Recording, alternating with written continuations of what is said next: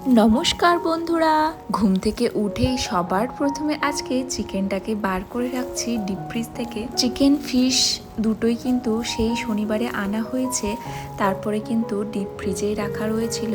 আগের দিনকে মাছের হাতাভাজি বানিয়েছিলাম, সেটা দিয়েই কিন্তু ভাত খাওয়া হয়েছিল।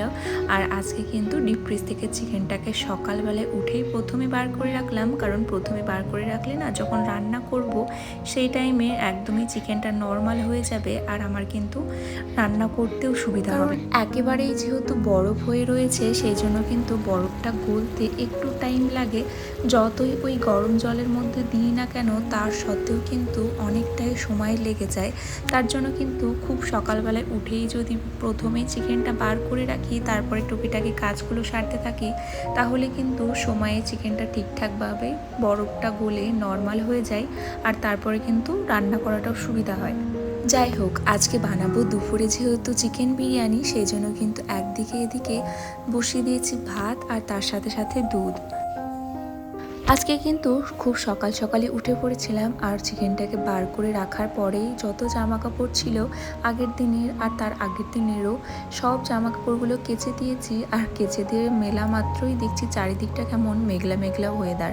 তবে জানি না বৃষ্টি হবে কি না, কারণ আগের দিন রাত্রিতেও ওয়েদারে দেখাচ্ছিল যে বৃষ্টি হতে চলেছে, কিন্তু একদমই বৃষ্টি হয়নি।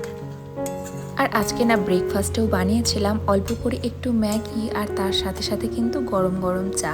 দুজনে মিলে ব্রেকফাস্ট করে নিলাম, আর তারপরে কিন্তু একদম স্নান ধান করে সরাসরি কিন্তু কিচেনে চলে এসেছি।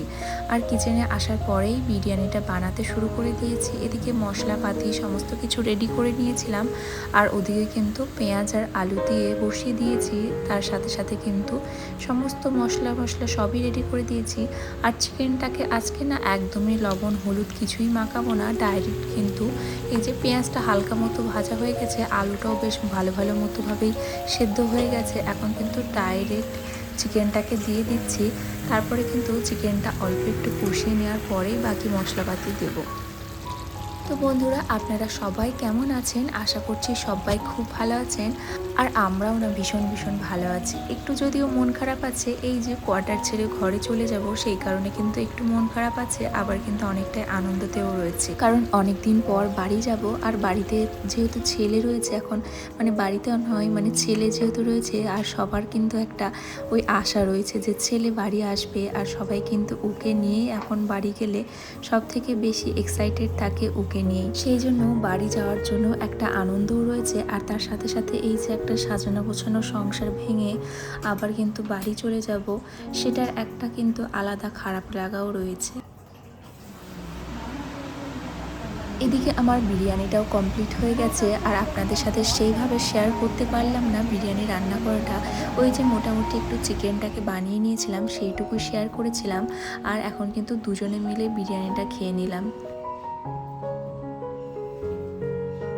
খাওয়া দাওয়া করে নিয়েছিলাম, আর তারপরে কিন্তু একটু ছোট্টখাটো একটা ঘুম দিয়ে তারপরে এখন কিন্তু আমার ছেলে বিকেলের দিকেও যেহেতু ঘুমোই, আর আমি কিন্তু তারই মাঝে উঠে এসে যত জামা কাপড় রয়েছে বাইরে মেলা ছিল সেগুলো সব কিছুই তুলে নিয়ে আসলাম। আর এখন কিন্তু একে একে ভাঁজ করে রাখবো, আর ভাঁজ করে আলমারির মধ্যে ভরে রাখবো।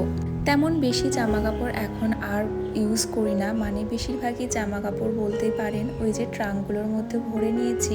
আবার রান্নাঘরেরও বেশিরভাগ জিনিসপত্রই কিন্তু ট্রাঙ্কের মধ্যে ভরা হয়ে গেছে।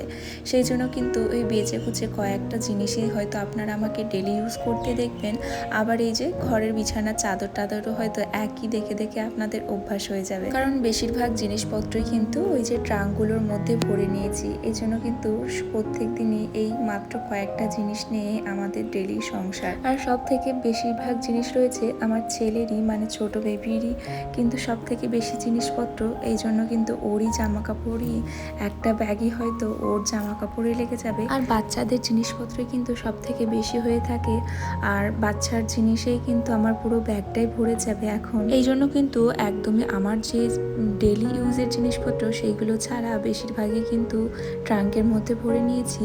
আর ওই যে যাওয়ার পথে শুধু যেগুলো মানে শ্রেয়ানের যেগুলো খুবই দরকারি সেগুলোই কিন্তু হাতের কাছে নিয়ে যাব, আর বাকি কিন্তু সবই ট্রাঙ্কের মধ্যে করে ওই যে ট্রান্সপোর্টের মাধ্যমে পাঠিয়ে দেব।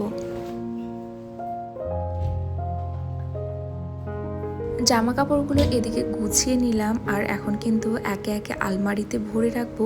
আর আলমারিটা এই যে ছেলের জামা কাপড়গুলো যখন নিতে যাব তখন কিন্তু খুবই অগোছালো হয়ে যায়, মানে ওই ভাবতে থাকি কোন জামাটা ছেড়ে কোন জামাটা পরাবো, আর যখন যে জামাটা দরকার সেই জামাটা হয়তো খুঁজেই পায় না, সেই জন্য কিন্তু সবসময় একটু অগোছালোই হয়ে যায়। এখন কিন্তু জামা কাপড়গুলো ঠিকঠাক করে একটু গুছিয়ে রাখলাম, আর এখন যে জামাগুলো ওকে পরাবো বিকেলে একটু ঘুরতে নিয়ে যাওয়ার জন্য, সেই কিছুটা জামাটাই কিন্তু বাইরে বার করে রাখলাম। এত প্রচণ্ড পরিমাণে গরম বেড়েই চলেছে, দুপুরেও কিন্তু আমি কার্টেনটাকে একটু টেনে রাখি, যাতে বাইরের ওই যে সূর্যের আলোটা একটু বন্ধ থাকে, আর তাহলে কিন্তু ঘরে বেশ ঠান্ডাও থাকে। আর এখন কিন্তু সন্ধ্যাবেলাতেও একটুখানি পর্দাটাকে ঠিকঠাক করে টেনে দিলাম, আর বিছানাটাকেও ভালো করে একটু টান টান করে ঝেড়ে নিচ্ছি। ওদিকে কিন্তু শ্রেয়ানের বাবা একটু পার্কের দিকে ঘুরতে নিয়ে গেছে সন্ধ্যাবেলাতে, আর আমি এদিকে কিন্তু বিছানাটা দুটো রুমেরই ঠিকঠাক করব, তারপরে কিন্তু একটু ফ্রেশ ট্রেশ হয়ে সন্ধ্যাটা দেখাবো।